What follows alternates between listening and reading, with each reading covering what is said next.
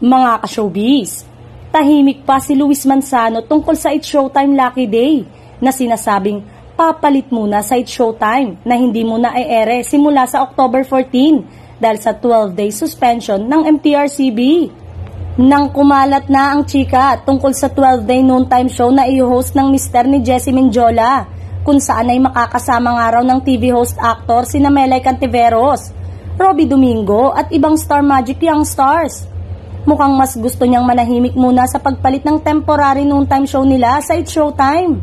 Samantalang, nagtanong din si Ogie Alcacid kung mapapanood ba siya sa show na pansamantalang papalit sa kanila pero hindi ang sagot niya. Wala rin siyang alam sa detalye sa show na papalit muna sa It's Showtime dahil wala naman daw sinabi sa kanila. Pero pahinga nga raw muna siya habang suspended ang kanilang show.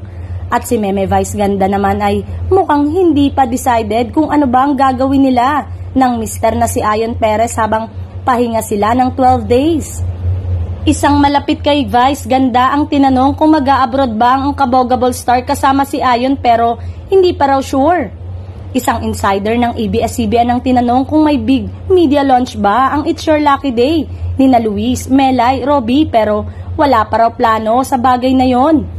E-ere ang It's Your Lucky Day simula sa October 14 at hanggang October 27 sila mapapanood. May big welcome back show naman ang It's Showtime on October 28. Samantalang, spotted sa airport sina Vice Ganda, Kylie Chari at Sanjo na kasama ang kanyang inang si Mami Rose na nag-celebrate ng kaarawan today.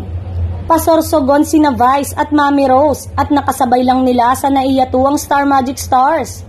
Tahimik naman si Meme Vice sa naging move ng ABS-CBN na wag nang mag-apela sa MTRCB ng 12 airing day suspension sa kanilang hit noontime show na It's Showtime. Magbigay lamang po tayo ng komento at opinyon at kung bago ka lang sa aking channel ay wag mong kalimutang mag-like at mag-subscribe at pindutin mo na rin ang notification bell button para updated kayo sa mga showbiz balita. So that's it mga showbiz, hanggang sa muli. Thanks for watching.